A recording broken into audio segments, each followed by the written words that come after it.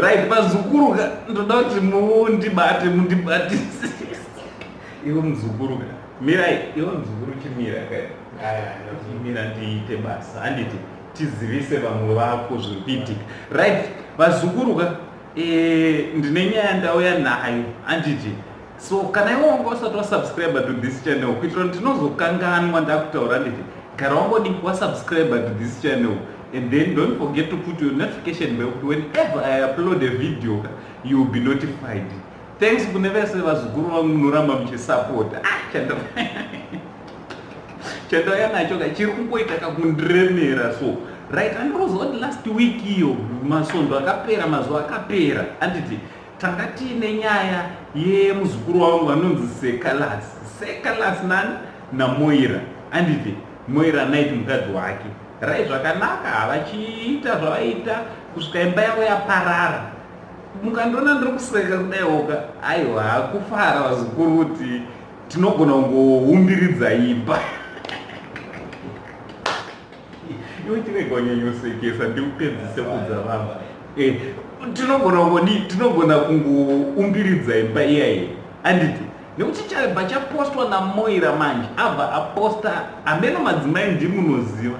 Asi mukubvunza kwandaita izvi zvandaisa panapa izvi zviri kuratidza kuti zvo ni Moira night anenge azvitakura kana kuti ane pamuviri. Aiwa Seh Calaz vakomana hadi kunyeperai. Dzimwe mimba dzinogona kutuma vanhu kuti vadzingane pamba vanhu varambane kutorambana. Aiwa Seh Calaz teera mukadzi wako muzukuru wangu handiti atera mukadzi wako haungamborege kuti ropa rako ringe riri rinoinda handiti ameno kana chiri chokwadika havhiki rinoira kuzonakidza vazukuru.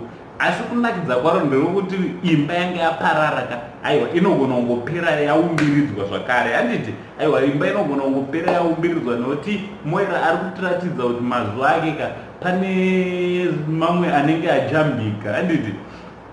Ndochanda munduwe nacho sasekuru wenyu ndiyozokuzivisai zviri kuitika uye nekukupromisa kuti vhiki rinoirika aiwa rinogona kusangozodi ndoti rinogona kusazopera zvakanaka rinogona kupera zvakanaka takucelebrate handiti.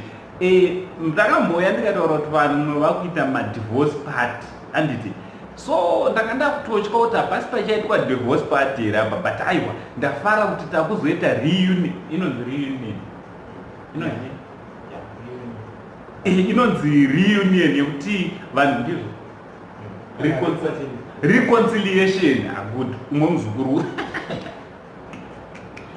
reconciliation handiti vanhu vakuzoita because pane mwana wazukuru aiwa panenge pane pamuviri aiwa ireconciliation izvo hazvidi kana kubvunza Seh Calaz tawanda muzukuru wangu ndinokukumbirawo ropa nderakwe mwana muzukuru ndewedu so iwe unotodzokera handiti wotongononyengerera mudzimai odzoka hazvesofara zvakatopera. Unozva kuti social media yakanakira kuti chinhu chikatrenda nhasi chikatrenda mangwana kuswera mangwana chinenge chatopera zvisiri zvere muzukuru wangu chinenge chatopera handiti chapera totoita move on.